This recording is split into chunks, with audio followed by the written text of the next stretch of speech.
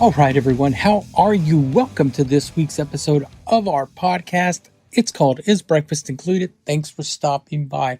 On the show this week, Lisa and I sit down and talk with comedian Craig Gass. We had a lot of fun with this one. I don't think we've ever laughed this much. He told some great stories about where he came from. He did some impressions for us. He talked about his podcast, the Beardo and Weirdo podcast that he hosts with Five Finger Death Punch bassist and stand-up comedian Chris Kale. We also talked a little bit about his sobriety, a lot of it, really. Like I said, this was a lot of fun, and he was so generous with his time. Let's check it out. Tell everyone who you are. Hey, everybody. My name's Craig Gass. I'm a stand-up comedian. You might want to Google that. Craig, thanks so much, man, for joining us today. Like I told you just a few minutes ago, I'm a big fan. Lisa looked you up and was amazed by everything you've done. Yeah. So, yeah, you've done Your a lot. story is incredible. Yeah. I wish I had some Duran Duran stories. I'm kind of bummed. Hey, it's never too late to make some. All right. Yeah, I got to run into one of those guys somewhere and get a good story. Yeah. Where did you grow up? Where are you from? Here in New York. I'm in New York City right now, and I grew up, the first 10 years of my life were in New York, outside the Bronx, in a town called Mount Vernon, which is on the border of the Bronx. I always point that out because even people in New York, a lot of people in New York won't know where Mount Vernon is. And they'll go, oh, is that upstate? And that's the most offensive thing you can say to New York. It's like, no, it's in New York. But yeah, I grew up 10 miles from Yankee Stadium. And then I'm sure you know this, my whole family is deaf. And my mom, my dad, and my sister. And mom and dad got divorced when I was, I think, 4 or 5. And then my mom moved us to Arizona when I was 10 because there was a good school for the deaf in Tucson. So we moved to Tucson so that my sister could get a better education. And that's where I spent my formative years. And then from there I moved to Seattle to be a comedian. And then I got very lucky. A lot of cool things lined up. And a couple of very important people came into my life. George Carlin and Howard Stern to help me kind of guide me. And then from there I started figuring it out. So growing up with a family who was deaf, hearing impaired, do you think that's that, because you're known for your impressions, do you think that helped you with that? Yeah. It's funny. I don't know why, but when you say that, it makes me think of this guy, Steve Gleason, who's a football player who has ALS. And an amazing documentary about Gleason, by the way. I think it's called Gleason. And I remember seeing we met through a friend of mine who's horrible name dropping, but a musician friend of mine who plays in the band Pearl Jam. And backstage at one of his shows, Steve said through his computer that he talks through, hey, Craig, come over here and entertain my friends. And I go, oh, hey, what's going on, everybody? I'm Craig. I'm a comedian, and I'm doing impressions for everybody. And Steve says, Craig's whole family is deaf. That's probably why he got so good at impressions. And I said, that's true. What Steve just said is accurate, because I grew up in a deaf family, so I couldn't learn how to talk for my family. I learned how to talk by watching TV, and I copied all the voices I heard on TV. And Steve goes, my kids will probably end up sounding like robots. And I was like, oh my God, holy shit. Yeah. So, but yes, long 2-minute story to get to the answer. Growing up in a deaf family is what led to me being very flexible with voices. So I always had the ability to mimic voices because that's how I learned how to talk. What was your first impression that you nailed? I remember entertaining my grandparents by doing old actors Yeah, Shay, yeah, Shay, like, yeah, and then I would do like Howard Cosell and Muhammad Ali, and then the Fonz, and then you know, just the weirder the voice, the easier it is for me to do it. Like normal voices are harder for me to do because it's harder to find a hook, you know. Uh-huh. But when you have like weirder voices like Christopher Walken, it's almost sounds like a deaf guy because he almost sounds like he has no tone. And that's why he sounds so weird. Nice. Nice, man. Or Kinnison. Kinnison's also a very unusual. It's that unusual pitch that even when he's sober, he still sounds like he's drunk. You know, but normal voices are harder. So Did you know from early on, once you started doing it, that you wanted to be a stand-up comedian? no, I loved stand up. I Uh-huh. loved. I mean, man, like I fell in love with music so hard. Like I just was so inspired by music. Just wanted to be close to music, but I didn't have any talent. I didn't have any ability to do anything. Like I just didn't put any time into it. I didn't put any time into music, and then, but I wanted to work in music. I wanted to find some kind of, and I found that so many people who work in the music industry are just massive fans who love being close to the music, but I watched George and Richard and Robin, and I was in awe of those people, and and then as you get older, you realize everybody has that same kind of respect for those guys. But I never wanted to be. I got into comedy because I had a bad experience doing stand up comedy at an open mic, and a bunch of comedians made fun of me. They weren't even comedians; they were open micers. But Uh-huh. man, did they shit on me bad? Like they really bullied me that night, and I got into comedy years later just to get revenge on them, and that's kind of where George Carlin came in. He thought it was funny that a comedian was trying to get into stand up by trying to annoy as many other comedians as possible, and he thought that was funny. He said, "I really love what you're doing. You just got to get in there and just rip their hair out of their balls. Just fuck them good, and fuck them fast." And that's what got me into it, was having a bad experience. And then I realized, oh my God, this is actually easier than I thought. And then it turned into something. So I'm giving you very condensed versions of everything. I'm trying to not talk your ear off. No, that's fine, man. And if you need to tell the whole story, you need to make a long story even longer. All right. Make it longer. My goal is for the next question to speak for 24 minutes. So go ahead. Then we'll be done. No, I understand what you're saying, man. Like I work in the music industry. I'm a huge fan. Like, it doesn't matter. But one of the best experiences for me is when a comedian, Russell Peters, came to a show, and I met him, and then now, like, we're friendly, and we text. Him and his brother and I are really good friends. But to me, that was a bigger deal than a famous musician coming in. Oh 'Cause yeah. like you, I loved stand-up comedy, man.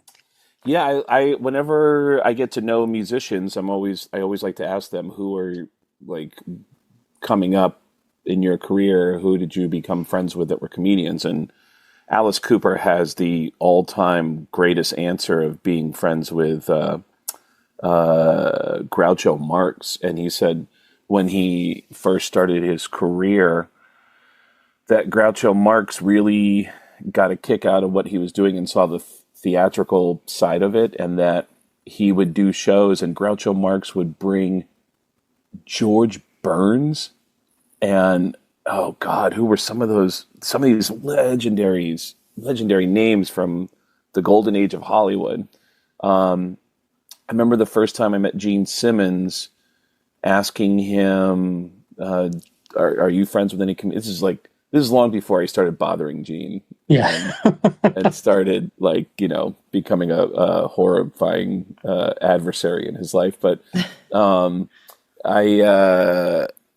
remember him telling me that Andy Kaufman was a huge Kiss fan, and my first history lesson about Andy Kaufman came from Gene. He said, "Did you know that Andy used to open for himself?" And I said, "No." And he said, "Oh yeah, he used to go up as a character and get the crowd to just hate him, and then he'd walk off stage and take off the makeup and the wig, and he'd come back, 'Ladies and gentlemen, please welcome Andy Kaufman,' and the crowd would go, 'Oh, shit.'" And they had no idea that it was the same guy that was annoying the shit out of them for 15 minutes.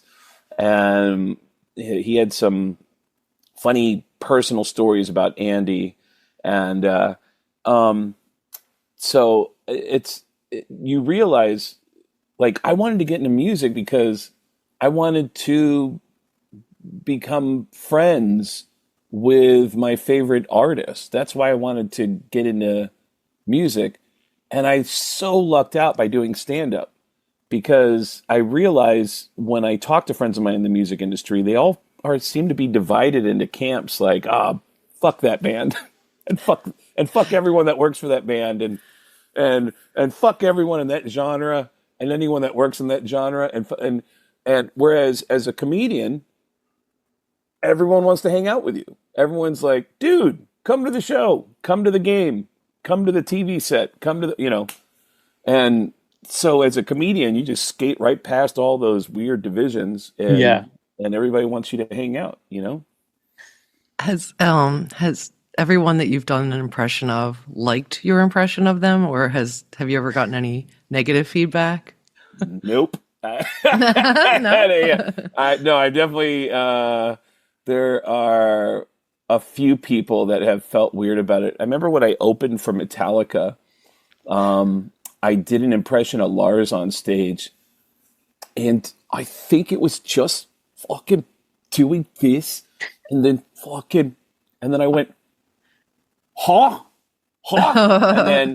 And then later that night, Metallica comes out, they perform, and then Lars, at the end of the show, he always comes up to the microphone, says a few words, and he goes, "All right, so I guess I'm supposed to do this.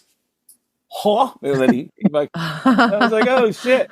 And then I remember after the show, one of his managers, Cliff Bernstein, the three of us were talking. Me and Cliff were talking, and then Lars walked up, and Cliff goes, "Man, this guy really sounds a lot like you." And Lars goes, "I don't know, man. He always sounds like he has a cold." I just kind of picked up on the sniffles, dude. And then of course Gene Simmons got on a plane and flew to New York to confront me live on the air on the Howard Stern show. And literally the next day, I get a phone call from McGee Entertainment, who are the management company for Kiss, and they said, "Hey, Craig, we wanted to reach out to you and tell you that we represent Kiss, and our singer, Paul Stanley, is your biggest fan." And I said, "Get the fuck out of here." I said, "No, cool. Don't tell anybody about this, but Paul loves when anybody makes fun of Gene." I said, "Get the fuck out of here." No, in fact, he's going to call you. And then Paul offered me a gig performing with Kiss on the Kiss Cruise, and that led to, holy shit. That Kiss Cruise, it was so weird to do an impression of a guy, and then the guy shows up in your life to confront you on the Howard Stern show, and then the next day you get a call, "Hey, the singer wants to get in touch with you." The singer calls you, then you end up on a boat with the band, and now you're actually friends with the band and the crew. And then I did something on the boat that offended Kiss fans everywhere. There was a girl on the cruise who was the cruise director, and when I met her, she said, "Oh my God, you're Craig. You're the comedian. You're the guy that does all the voices with the Family Guy and the. Do you want to do a funny announcement on the ship tomorrow morning?" And I went, "Oh, Fuck yes. Well, let me ask you a question. If I make an announcement, who's going to hear the announcement? And she said, well, if you want, we can flip a switch and it'll get piped into every cabinet. And I said, flip that switch. I know exactly what I want everyone to wake up to tomorrow morning. And the next morning, 3,000 of the biggest Kiss fans in the world woke up to bing bong. Hey, everybody, this is Paul Stanley. And this is Gene Simmons from Kiss. And we have a very important announcement. Do not panic, but we have a very important announcement about the Kiss cruise. At that moment, my friends on the ship said all the fans had stopped in their tracks. And they're all looking at the speakers and smiling until the next words that came out of my mouth. We've just hit an iceberg, which... Keep in mind, when I say we've just hit an iceberg, we're in the middle of the fucking Bahamas. There's no reason for you as an intelligent person to go, this ship's going down. The ship's going down. We're in the Bahamas.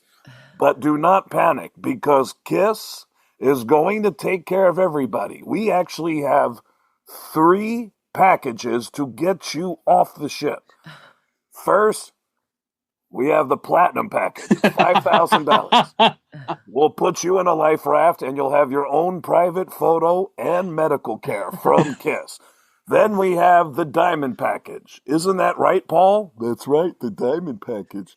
For $10,000, where we throw you in the ocean with Tommy and Eric, and then Kiss floats by on a raft. We do a private acoustic. Like, everything I said was fucking stupid, but several passengers on the ship said, so Kiss is going to charge us to get off the boat? Is that what's going on? My God. They actually got upset about it. And then I also should point out, and I'm sorry for the long-winded, this is the long-winded answer. That's fine. I do an impression. So I go to the Super Bowl every year, okay? And every year, because I interview the players on both teams every year, I get silly content from them. And every year at the Super Bowl Media Center, it is dead on Monday and Tuesday. There's no celebrities that have gotten into town yet. And so radio stations and TV stations that are broadcasting from there are desperate for content.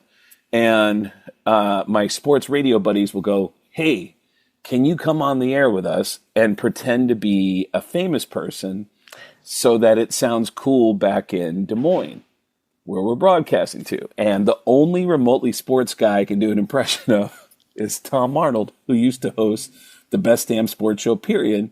And I'll go full-blown Tom Arnold and go, hey, everybody, it's Tom Arnold here, and we are broadcasting live from the Super Bowl. A lot of celebrities are coming into town. I was actually at a Cocaine Anonymous meeting last night with Brett Favre. I probably shouldn't say this out loud, but Brett's a big cokehead, and his sponsor is Marv Albert. Marv's addicted to upskirt porn. Again, I shouldn't say this out loud, and then I'll just start naming random sports people and attaching them to addictions. Uh-huh. And every year, the internet will attack the real Tom Arnold and go, dude, it's supposed to be anonymous. What the fuck is your problem?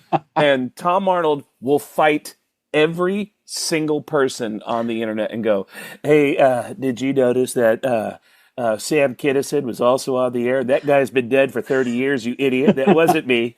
And then, oh, yeah. So I think it depends on the context of how you do the impression. But yes, a few people have not been happy about the impression, which I kind of understand.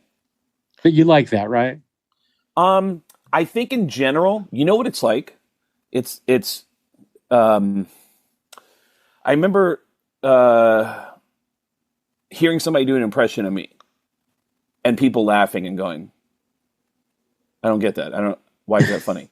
And it's very similar to hearing your voice for the first time on a recording. Yeah. It's very jarring. You don't hear your voice that same way. Yeah. And so I kind of get that. And I remember working on a TV show called Las Vegas. And my partner on the show was Alec Baldwin. And every day Alec would come into my dressing room trailer and go, can I hear some more of your impressions? I love your impressions. Do you mind doing some impressions for me? And I go, yeah. And I'd do some impressions for him. And he'd go, do you ever walk up to the person you do the impression of and say, hi, I do an impression of you. Would you like to hear it? And I go, I know they'll come up to me and then I'll do it and then they feel weird about it. And he goes, you know why? It's because you take a part of their soul. And I go, what the fuck? But I kind of get it. It's very similar to hearing your voice in a recording. It's very jarring. And if people laugh at it and you don't get it, that's even weirder when people do an impression of you. You've got some of the best, if not the best, rock and roll stories on the planet. When you're telling them, do you always just go into the voice when you're telling them?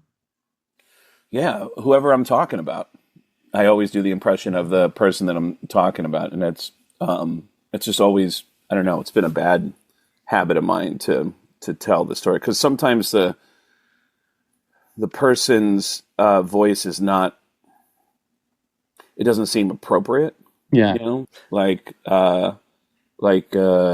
know, Steven Adler's a dear person who's a very sweet guy. But whenever I talk about him, it's like he's such an affectionate person. I always think of him as being like, dude, I fucking love you, man. Yeah. I fucking love you, man. Give me a hug. Like, you know, and it's like, that's how he sounds. It's not, you know, I get voices stuck in my head. So I tend to do the voices of the people in the stories that I tell. That's never been for comic effect. It's always just been the way I tell a story. Right on, man.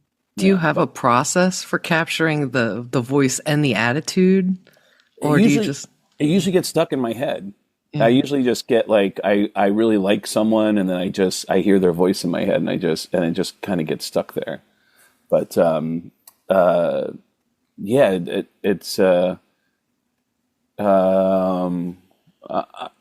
a very annoying person to go to the movies with because when we leave the movie, I'll do an impression of somebody in that movie, or with my girlfriend. Whenever we watch a good documentary about toxic men, I love adopting the traits of the toxic men for a couple of days and just being like, you know, do you want me to die? They're like, is that what do you not love me? Okay, well, I'm going to give you my bank account number, or, you know, whatever. Whatever kind of horrifying toxic traits we see in documentaries, I love adopting them. And I don't, it's not quite the same thing, but I'm kind of revealing too much right now. But is it that easy for you to pick up on a voice in a dialect?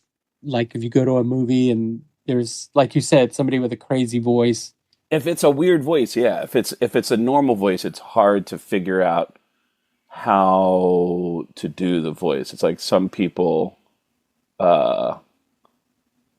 like someone was asking me if I could. I remember working on a Brad Pitt impression, and I'm also in recovery. And for some reason, I just in that moment, getting ready to go into a recovery meeting, the only thing I ever got is Brad Pitt was going, "Step 5. How it works." And I was like, what? Why are you? It's such an inside baseball thing, but yeah, it's but yeah, voices just get stuck in my head. You know, it's like with Paul Stanley. There's offstage Paul Stanley, who I've seen in interviews where people said, "Why is Kiss so amazing?" And I remember Paul's reaction was, "You know, a lot of bands are envious of Kiss. I'm even envious of Kiss." It's like, what the fuck? And then there's onstage Paul Stanley, where I heard him say on stage in Las Vegas, "All right, people, now listen. You know, I know this town, Las Vegas, Nevada, is known for its buffets. And I can tell you right now after this show, I see a lot of people in the front row that I really want to eat." And then he started fixing his hair, and I went, what the fuck? And then oh my God. A few months later, I saw the same show in New York here at Madison Square Garden. And I brought a bunch of comedian friends of mine with me, Jim Norton, Jeff Ross, Steve Byrne. And I remember anyone who worked for Kiss that was walking by, I would introduce my comedian friends and go, "Hey, by the way, were you listening in Las Vegas when Paul said he was going to eat the front row?" And 3 different guys who work for Kiss said, "Did you hear what he said in Omaha?" I was like, "What?" And yeah, ask about Omaha. Ask about what he said in Omaha. And apparently on stage in Omaha, he went, all right, people, now listen. You know, I know this town, Omaha, Nebraska, is known for its Angus beef. And I can tell you right now, after this show, I'm going to want to sink my teeth into some meat. And the whole arena went, what? And then he grabbed the mic and went, now, wait a minute. Hold on.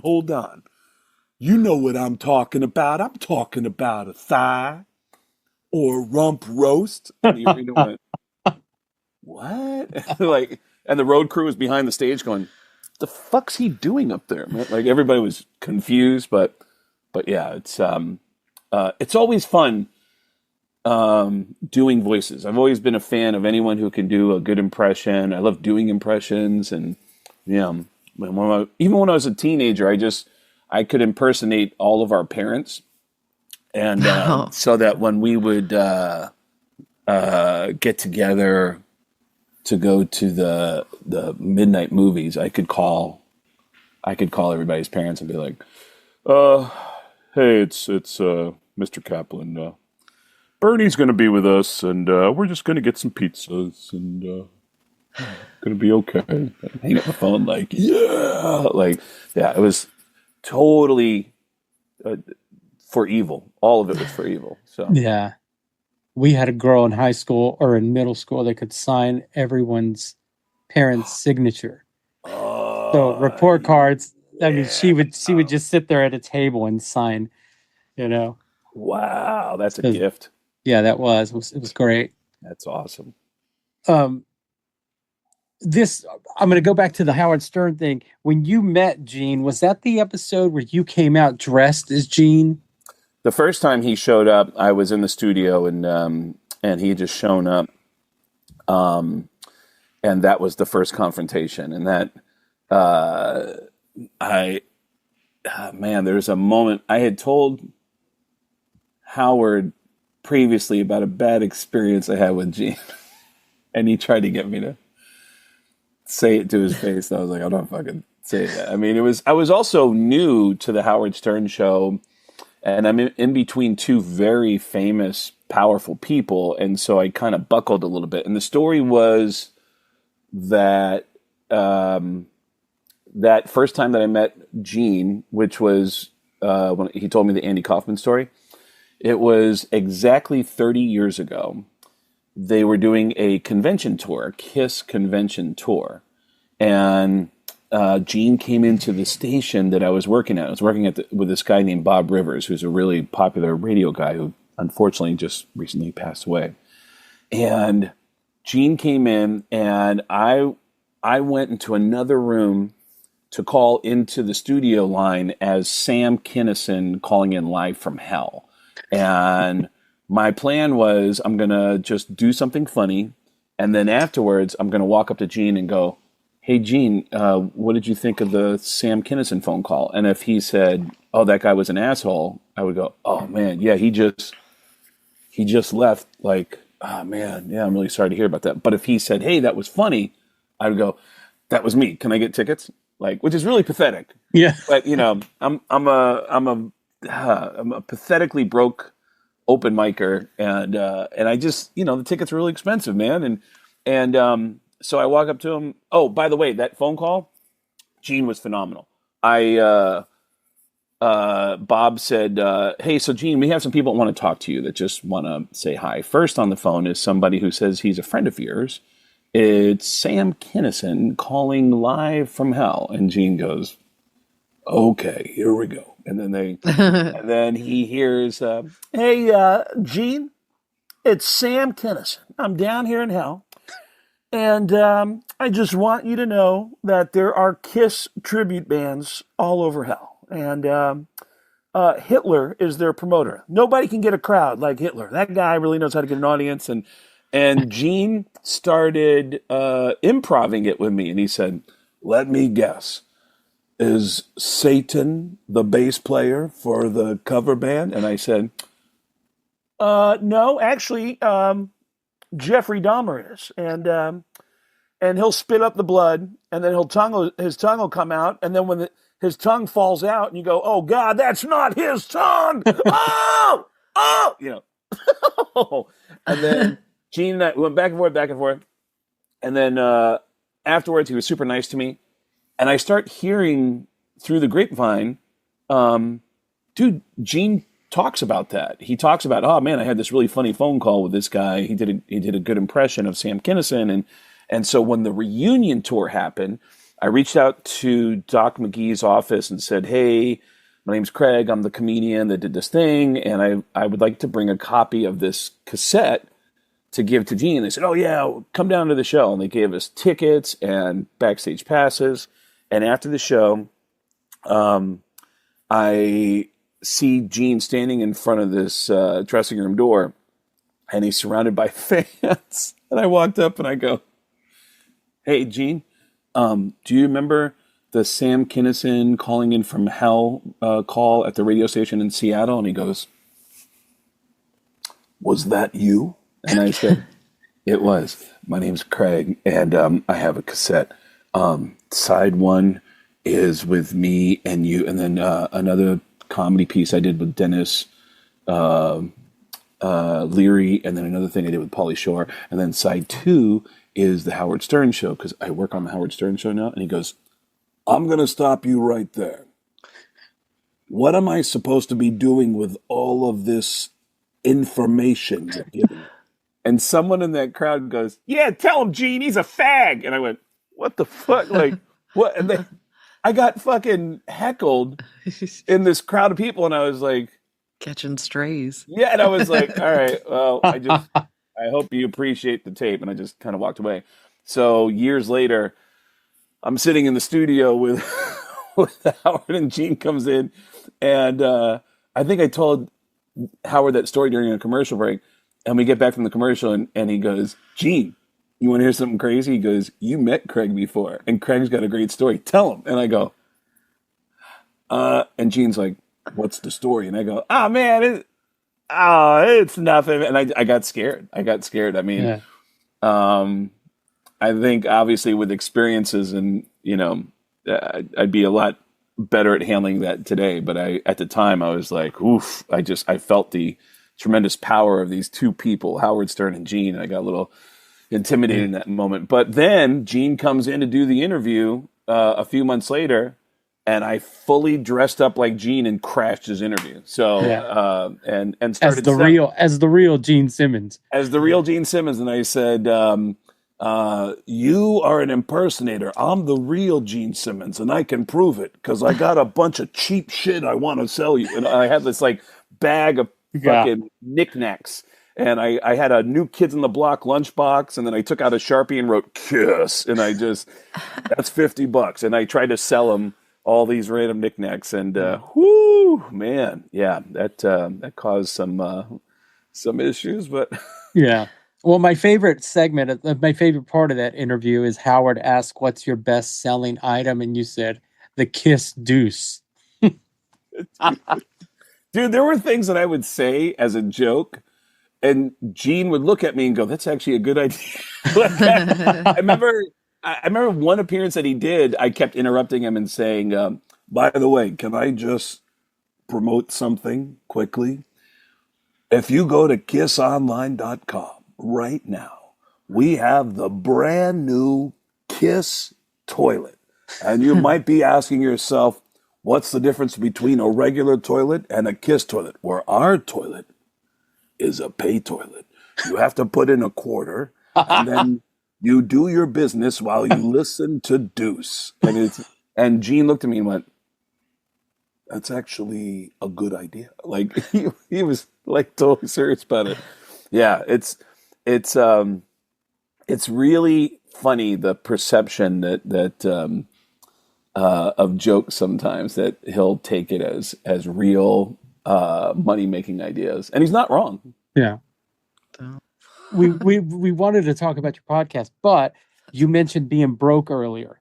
Mm-hmm. And one of my favorite stories you tell about being broke is the Eddie Van Halen story. Yeah. Would you mind telling that? Yeah, the first time I met him was probably 2 years before I moved into the studio when he was nice enough to let me stay at his place because I was getting out of a bad relationship. I didn't realize that this guy was his assistant who we were going bowling with, and I started to put all the pieces together. It's like, oh, okay, so this guy is his assistant, and he lives in a guest house on Eddie Van Halen's property, and he also runs the 5150 Studios. And this guy is such a fan of the Howard Stern show that he gets up every morning at 5:30 in the morning to go into the studio, turn on the show, and he listens to all 5 hours of the show every day. So when I started appearing on the Howard Stern show, this guy started telling Eddie, like, oh my God, there's this guy who does a crazy Tracy Morgan impression. And then a week later, like, oh my God, the same guy does an amazing Sam Kinison impression. And then a week later, like, oh my God, you got to hear him do Paul Stanley. And then, so Eddie at this bowling alley is telling me my life story back to me, and including the story about how I've been broke my whole life. And all I've ever wanted to own was an illegal cable box. That's all I've ever wanted. I just wanted an illegal cable box. And then I finally got one. I talked about it on the Howard Stern show. And at this bowling alley, Eddie goes, dude, I know everything about you. I know you've always wanted an illegal cable box, right? You've been broke your whole life. I go, yeah, man, it's true. And he goes, and you always wanted a illegal cable box? And I go, yeah. And I finally got one. He goes, that's crazy, because, and he looked both ways and he went, I got a legal cable box too. And I was like, really? And he goes, yeah. The thing is, I'm fucking rich, but don't want to pay for cable. And I was like, what the fuck? Really? He goes, yeah. And it was like one of the most surreal experiences. And yeah, it was a whole night of like weirdness. That so there's two podcasts actually that I've launched. One is with my buddy Chris Kale from Five Finger Death Punch, called Beardo and Weirdo. And it's just us hanging out as friends with our musician and comedian friends shooting the shit. There's another one called I Swear This Is True. And it's about all of these very hard to believe stories of experiences that I've been through with the people who saw it and who were there. Living with Mitch Hedberg, living with Eddie Van Halen, being on the field of the Super Bowl when my team won the Super Bowl, and being invited into their locker room to hold the Lombardi Trophy, and being on stage at Woodstock with Limp Bizkit when all the fucking shit went down, being invited to NASA to go to Mission Control. Like, all the people that were there in these moments are all sharing their experiences of having witnessed it. And the Eddie Van Halen thing is a multi-layered thing, because it was the hanging out with him at the bowling alley for the first time. My buddy Dave Lee was there, who you might know Dave Lee, the guitar tech. He works with Maroon 5 now, and he had been with Chili Peppers for well over a decade, and Ozzy, and a whole bunch of people before that. And he was there that night that we first met Eddie. And then I have other musicians and other techs who were around when I was living at the studio, et cetera, et cetera. But Dave has one of the best stories, though, and I witnessed it because at the end of that night, when we all went bowling, and it was our first time hanging out with Eddie, Eddie decides, he's like, hey, I'm going home, okay? I'll see you later. Walks up to his assistant and he goes, I love you. Right on the lips. And then he walks up to Scott Uchida, who was there. Do you remember Scott Yeah, Uchida? Scott, yeah. Walks up to Scott Uchida is the one who introduced me to Eddie's assistant and started that whole thing. Walks up to Scott Uchida, right on the lips. And then he looks at Dave Lee and he goes, Dave, nice to meet you. And Dave goes, he's just leaning back. And I'm behind Dave, like right here. So I got a perfect angle. Like Eddie keeps going like this. And then Dave at the very end just moved his lips and went like puckered right at the end. And we went out in the parking lot afterwards and I go, dude, you fucking kissed Eddie Van Halen. And Dave goes, dude, it's Eddie Van Halen. I'm going to kiss Eddie Van Halen on the lips, you know? It was very European. It was very sweet. It was a very European, like, I love you. I love you, man. Yeah. Come here. You know, but it was just funny that out in the parking lot, he was like defending himself by saying, you know, dude, it's Eddie Van Halen, man. I'm gonna kiss Eddie Van Halen, man. I'm gonna do it, But yeah, but so 2 shows have been launched, and it's crazy. The Beardo and Weirdo thing has just been crazy so far. We in just 6 months, no, not even 6 months yet. We're about 5.5 months, and we already have over 7.5 million views of clips on Instagram already. So it's been really good. But we've also had some weird moments. Chris's girlfriend broke up with him, dumped him. My girlfriend dumped me. On the show? It had happened just before we came in. So we're just sharing very honest details of our personal lives on there. And then we had a person you wouldn't think of as playful, but Kerry King from Slayer decided he wanted to surprise me and show up as a surprise guest one day. And then we had Bert Kreischer performed an intervention on a 15-year-old kid who has never had alcohol or drugs. Weird Al gave the shaft to Chris Kale. And then in a very horrifying moment of psychiatry, I realized my girlfriend actually never broke up with me, that I had actually broke up with her, and I had blocked it out. And I'm in therapy now because of it. And I'm actually in her apartment right now. So we're doing couples therapy, and I'm doing personal therapy. And then we've had some intense moments recently with all of our friends who were part of the Ozzy farewell show. This week's episode, we have Brian from Korn talking about his experiences of knowing Ozzy as a fan, as a kid. And, same with next week's episode with John Dolmayan from System of a Down. And so lots of stories. It's just, I love a good story. And we've got a lot of stories coming up. So, how do you think the vibe of your podcast is different from the vibe when you're doing stand-up comedy? It's unexpectedly honest, that feels like a recovery meeting, because we're both in recovery. I've been sober for 20 years. Chris has been sober for over 4 years. So, whereas the stand-up comedy is always intentionally silly, the podcast, the sum of these 2 parts is greater than the 2 parts. It's our friendship has always been a really healthy one. We have known each other for over 10 years, but it wasn't until about 5 years ago or so that Chris started tweeting about struggling with drug addiction, that I reached out to him to say, hey, dude, there's a couple things that could be really helpful to you. And we started having these brutally honest conversations that took our friendship to a place that was really intense. And we've just expanded it on Beardo and Weirdo. And we're being joined by tons of friends of ours who, the musicians and comedians that we're friends with. And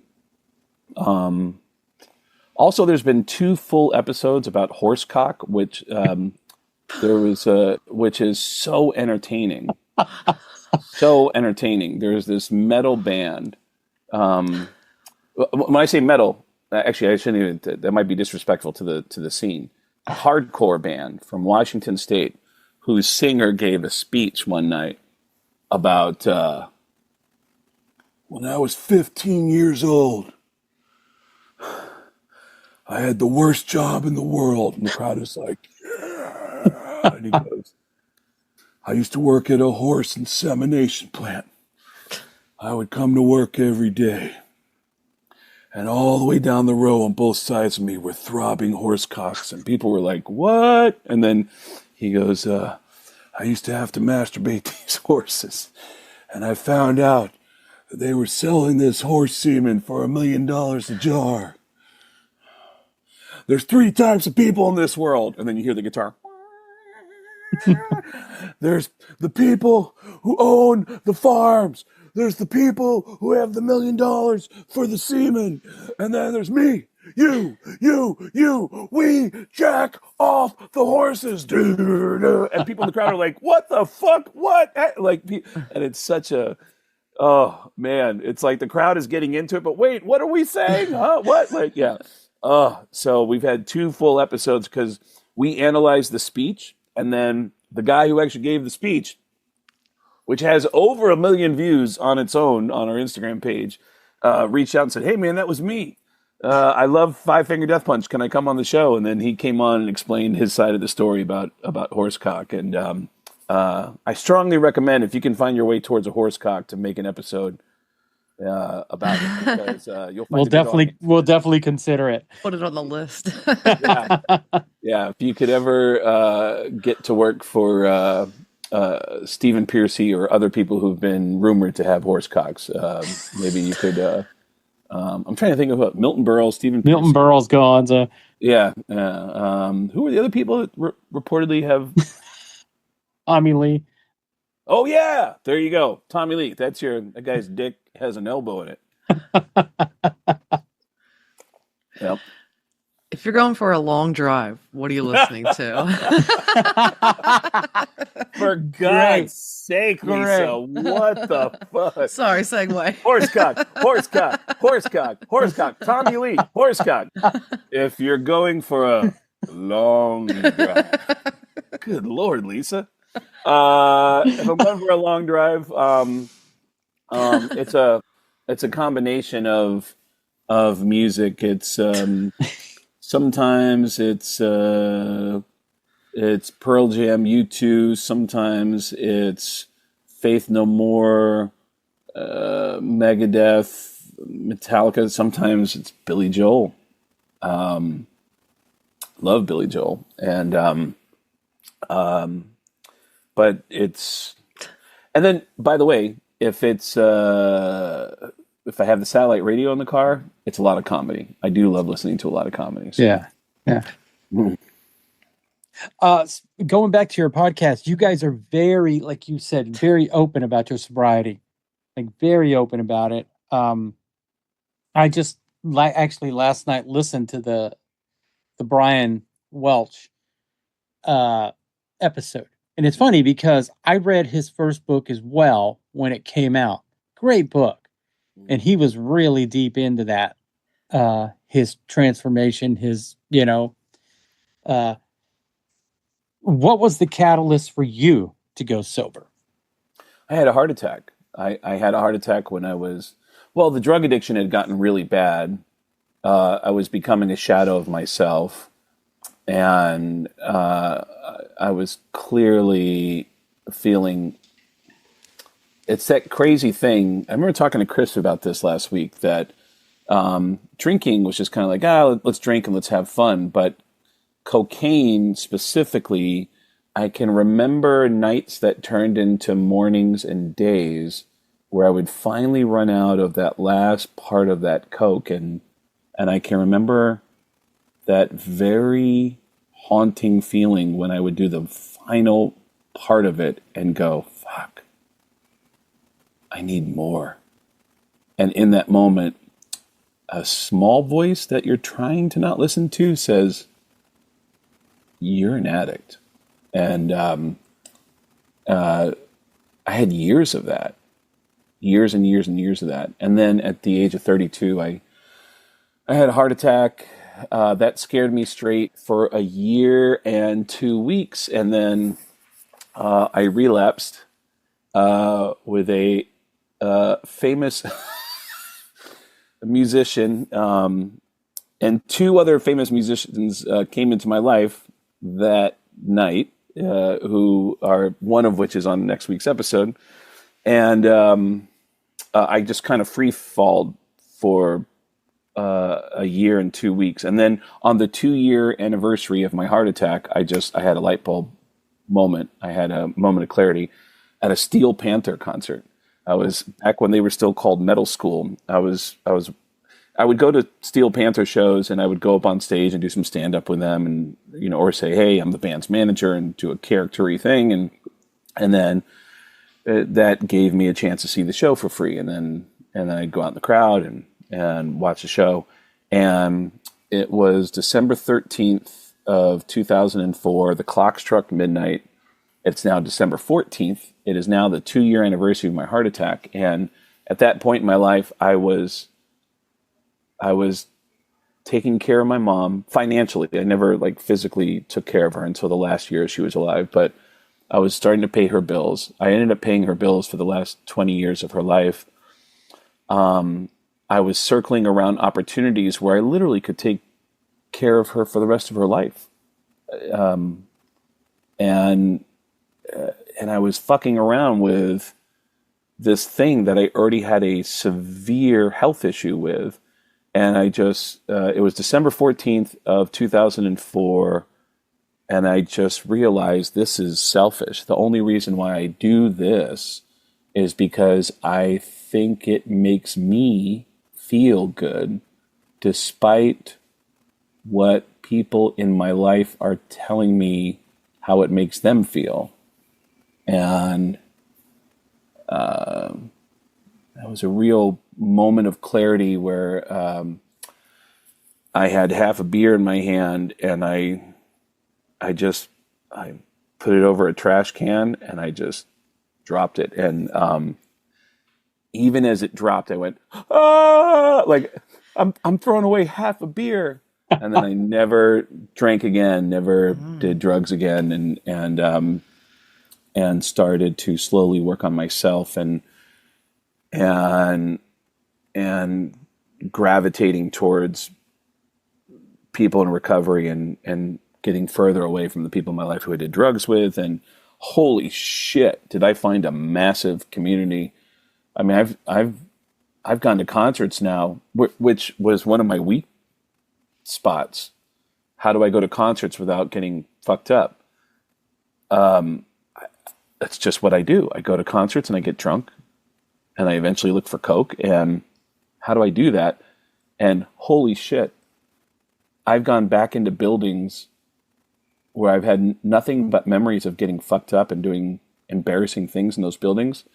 And I've done recovery meetings in the buildings. Oh, wow. In production offices and dressing rooms. And I've actually started painting over my old memories with a fresh coat of paint of new memories of healthy experiences. That's so good. And it's crazy. It is crazy. Sometimes not in the production office, sometimes not in the dressing room. There's one time I did it in the stands behind the stage at Long Beach Arena. We did a meeting with some people in recovery, and it's crazy. But those had it not been for that moment of that awakening to man, you really need help. There's no question. I mean, that first year that I got sober, 7 of my friends died. Wow. 4 drug overdoses, 3 drinking and driving car accidents, all comedians. The first one was Mitch Hedberg, my old roommate here in New York. And every one of those deaths were a brutal reality that there's a voice in your head when you have a problem that will tell you like, oh man, you feel okay today though. And it's because you're not drinking yet. You're not getting fucked up yet. Yeah. And it's like a bad haircut that's getting out of control. You'll just wake up one day and you're like, I look all right now. And it's like, you got to do something about that though. And I'm really grateful that I finally did something about it. So, but that is a huge centerpiece of what we do with me and Chris Kale is we talk a lot about recovery, and very honestly. And that episode you talk about with Brian Head Welch, it's like 30 minutes of that episode is just us talking about how flawed we are as people. Yeah. And then Brian jumps in and it's like, okay, dude, let's go. And we get into the whole Ozzy conversation from there. Yeah. So. Well, congratulations on your sobriety, man. Yeah. And I mean, like I said, the last part, I listened to the Lizzie Hell episode and then the Brian Head Welch. Mm-hmm. And it's really good, man. Some good stuff there. Yeah, it's what's cool is that it's a chance for us to bring all of our friends on that. And for me, on a personal level, it's there's some really personal stories that I know about these people that nobody else knows, and I want to get that fleshed out on the show, and including next week's episode with John Dolmayan. There's some things that there was no reason for us to go into it, but John brought up a couple of things that I was like, all right, like, yeah, Roger Waters hates me, and you were there when it happened. I bombed in front of Roger Waters. Roger Waters hated me so much that he actually left his own party because he hated my stand-up comedy so much. And I had Shavo and John from System of a Down in the crowd that night, which is a plus, and it's also a deterrent because he makes fun of me because of it, and rightfully so. But I ate it. I ate my dick in front of Roger Waters so hard, and it's a good story. Yeah. Any kind of pain is a good story, but yeah, the show, Beardo and Weirdo, it's a platform for incredible stories, and that's something I'm really excited about fleshing out. Well, if you weren't doing comedy, what do you think you'd do? Or I would just be doing something terrible. There's no question. I don't have any skills. I've been the worst employee at every job I've ever had. I don't know. I'm very grateful that I found this, but I would just be doing a series of really bad jobs that would keep me, that would have a tremendous amount of patience. The kind of jobs that nobody else will do, so they'll put up with me for a while. I remember that last job I had was as a cashier. This is actually a horrifying confession. I don't know anything about vegetables and fruit. I've never eaten vegetables and fruit. I know what an apple is, I know what an orange is, and I know what a banana is. And anything beyond that, I don't understand. So my last job was as a cashier at a supermarket. And if you came into my register and you had fruit or vegetables, I was too ashamed to ask, what is this?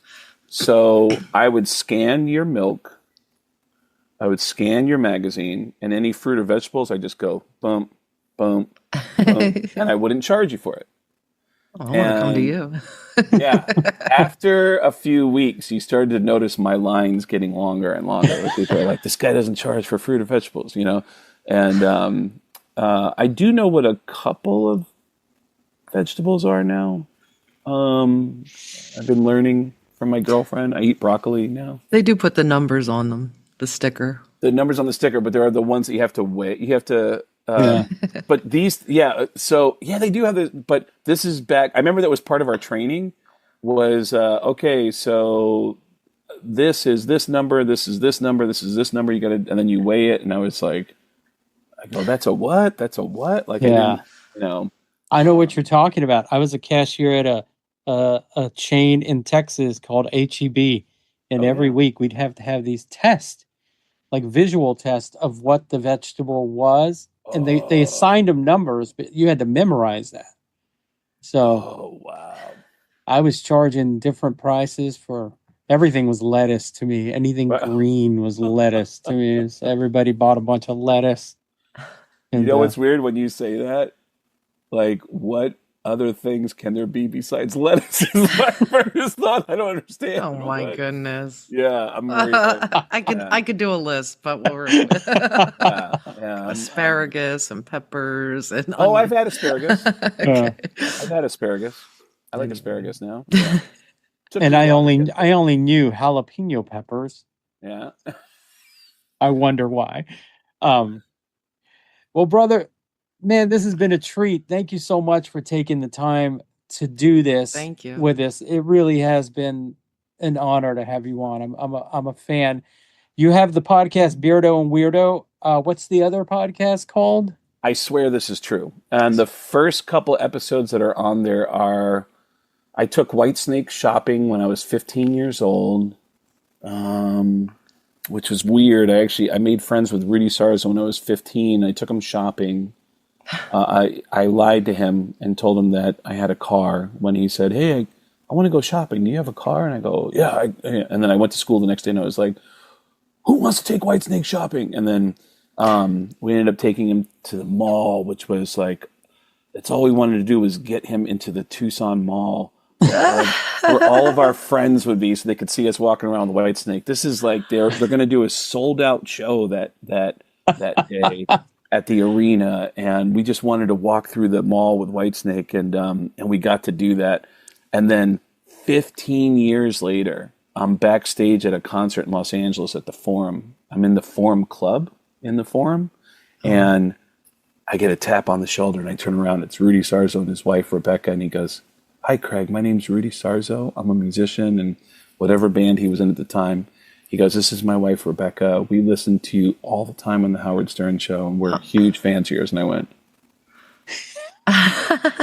"Rudy, I don't know if you remember this, but do you remember a 15-year-old kid in Tucson, Arizona, taking you shopping?" And he went, "For comforters and sheets?" And I went, "For comforters and sheets." And he was like, "Craig, I am so proud of you." And I was like, "Oh my God." I couldn't believe it. Yeah. That's amazing. There's a few episodes. One's with Ryan Leaf, the great football player, talking about the highs and lows of fame. But yeah, that will continue to get updated. I swear this is true. Also on YouTube. So Right on. Cool. I'm going to take a side note and tell you our Rudy Sarzo story. please tell me. When- I love Rudy. When Lisa and I started this podcast, we did one episode, and a lot of people listened to it. A lot of people to us who didn't know what the hell we were doing. Okay. So we're like, okay, we have to put another one out. So I just start cold calling people that I follow on Facebook. Mm-hmm. I messaged Rudy Sarzo, and he messaged me back. I screenshotted it, sent it to Lisa. I was like, he said he'd do it. He was our 10th guest. And I knew he was serious because he said, "I'm kind of busy right now, but get with me the first 2 weeks of May and we'll do this." And I was like, okay. So that was about a couple of weeks away. And I messaged him, and he gave me his email. I emailed him, he gave me his number. And at the time we weren't doing Zoom. It was just phone calls. So I remember it was Memorial Day, and I called him up. He answered. He goes, "Hey, Bernie." And then he's like, "I don't want to be rude, but I only have like 30 minutes. I'm like, perfect. Perfect. And I'm a huge Ozzy fan. I've got the tattoos to prove it. So Rudy played in the Blizzard of Oz band, and that was a big deal to me. Of course. He tells me he only has 30 minutes. I'm just happy he said yes. Almost 2 hours later, I had to cut him off. Wow. Because he just kept talking. That's exactly what happened when I was a teenager and I met him. I just walked up to him at the pool of his hotel, of the resort he was staying at. And I said, "Hey, Rudy, I just wanted to say hello." And I just unloaded all my curiosity about what I understood about music at that point. And he talked to me for hours. He was the nicest guy. And Absolutely. he shared the podcast post on his Facebook, which was, It really helped us. this is Rudy Sarzo. Yeah. Like, and it was a big deal to us. It was a big deal to us. And I've never been able to thank him. Every year at NAMM, when we go to NAMM, I always like, maybe he's going to be here this year. But he's a great guy. But that's our Rudy Sarzo story. He's a great guy. So to hear yours, I 100% believe that happened the way, because that's him. Yeah. That's who he is. A spectacular human being. Yeah, man, I love that dude. And he, when I meet someone like that, my compass always points in that direction. Like, oh man, I want to be more like that guy. I always get inspired by kind people. Yeah. And I want to be more like the kind people that I run into.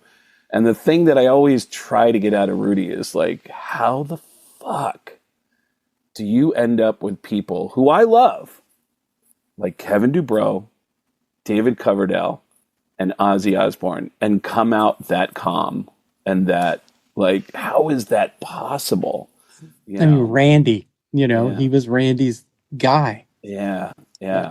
Those personality types who, like David Coverdale and Kevin Dubrow, who there was always friction with everybody. I'm like, God, you need a guy like Rudy around people like that. Yeah, I've always that found peacemaker. that. Yeah, for all those, you always notice like those personalities that people always talk about that are difficult to be with. They're always surrounded by super nice people. Yeah, and it's because those super nice people are willing to tolerate that. So yeah, it's pretty crazy. On that note, you're a super nice guy for doing this for us, man. Thank you, man. Our podcast, it's called Is Breakfast Included? And if we were having breakfast, what would you have? I hate to say this, but I'm the guy that steals the slices of ham in catering. So I'm usually good with a couple slices of ham, but if I am, that was a horrible confession. That's going to make the rounds. It's like, I fucking knew it. I saw that guy put his hands on the fucking catering thing. That fucking asshole. You took 4 slices of ham, you piece of shit. It was so weird. I did my first arena tour last year with Russell Peters, and I remember going to catering and just being kind of sneaky about it, and then realizing, oh shit, this is mine. This catering is ours. This belongs to us. Breakfast, it's usually, depending on where we're at, I'm usually good with an egg white omelet. Egg white omelets are where I'm happy. So, you have coffee or tea? I don't like coffee at, like, I want to go to a coffee place for coffee. Okay.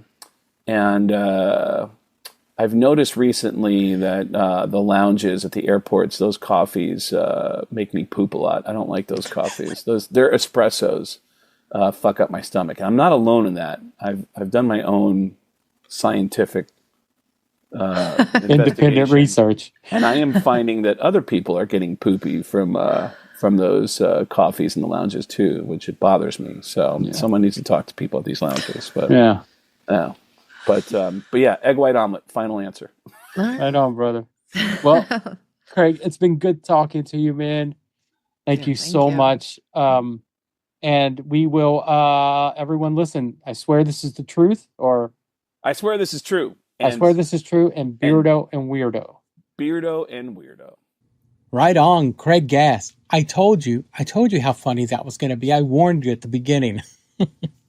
You can find out more about Craig, find out his tour dates and his appearances at getgas.com. And that's gas with 2 S's. Craig Gass Comedy on Instagram. Make sure you check out the Beardo and Weirdo podcast. It's a great podcast. And you can find out more about them on Instagram at Beardo and Weirdo Podcast. While you're online, check out isbreakfast.com. Make sure you follow us on Facebook and Instagram. Rate and review our show on Apple Podcast. And while you're there, go to YouTube, subscribe to our channel, and hit that notification button. And since you've gone that far, pick up a shirt. Any design, I guarantee you put it on, you're going to get complimented. People are going to be like, hey, where'd you get that shirt? All right, guys, I want to thank Craig for being our guest. I'm done. Have a great day. We'll talk to you next week.